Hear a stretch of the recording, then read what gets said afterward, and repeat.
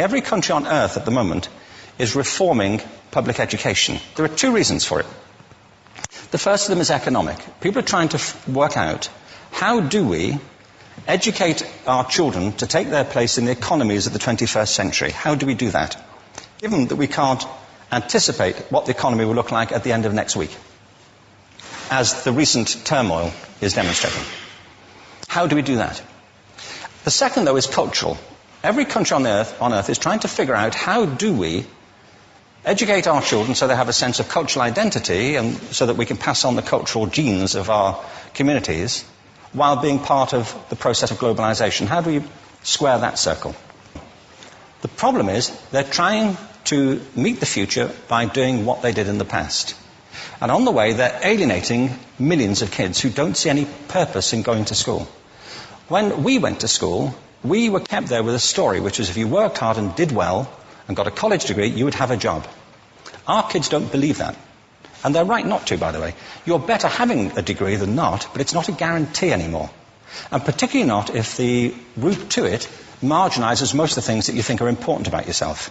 Some people say we have to raise standards as if this is a breakthrough. You know, like, really, yes, we should.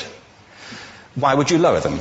You know, I mean, I haven't come across an argument that persuades me of lowering them.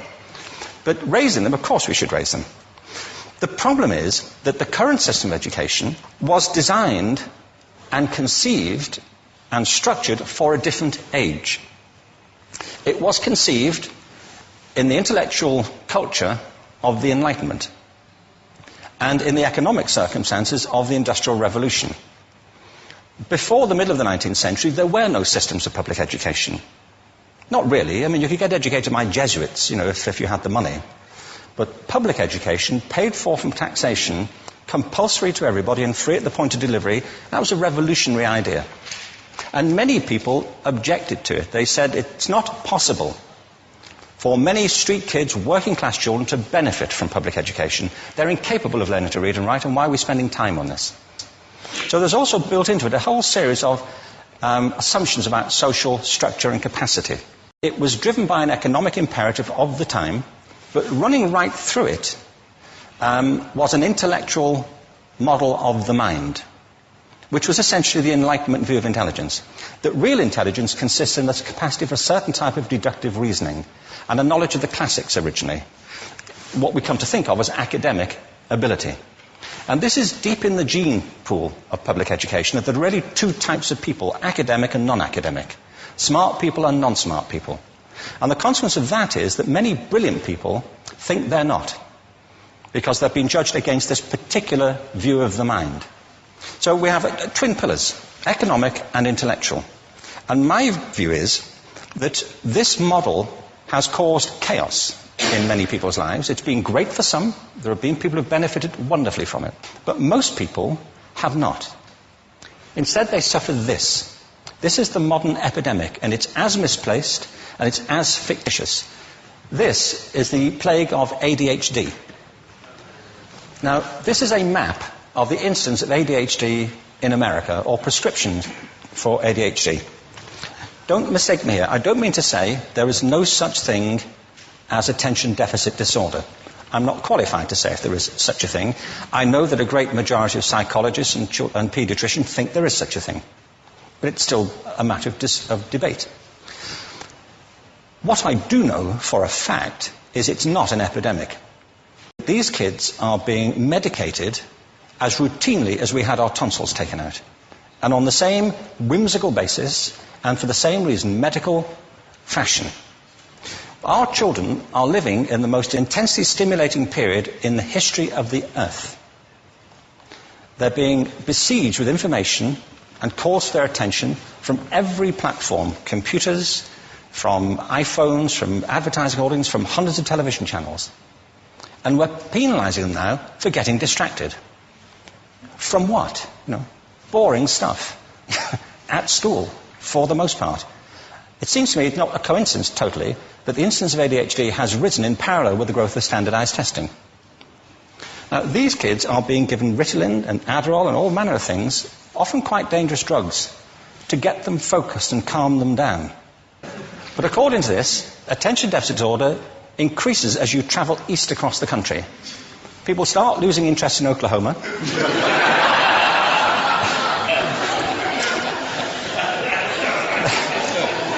They can hardly think straight in Arkansas. And by the time they get to Washington, they've lost it completely. And there are separate reasons for that, I believe.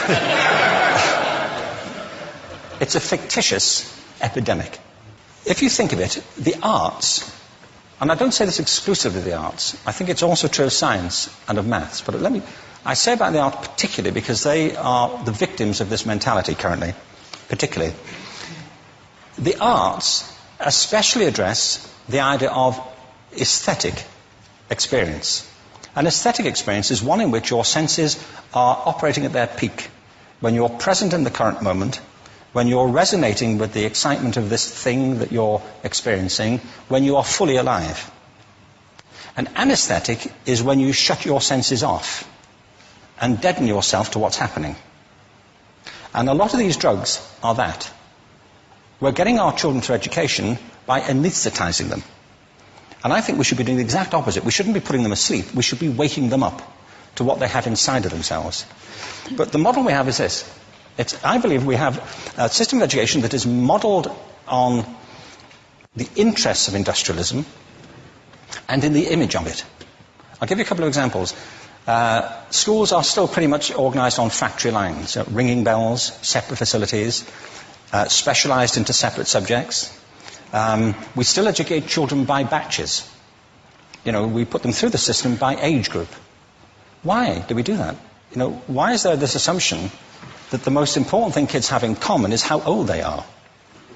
It's like the most important thing about them is their date of manufacture. You know what I mean? Well, I know kids who are much better than other kids at the same age in different disciplines, or at different times of the day, or better in smaller groups than in large groups, or sometimes they want to be on their own. If you're interested in the model of learning, you don't start from this production line mentality. It's essentially about conformity, and increasingly it's about that as you look at the growth of standardized testing and standardized curricula. And it's about standardization. I believe we've got to go in the exact opposite direction. That's what I mean about changing the paradigm. There was a great study done recently of divergent thinking.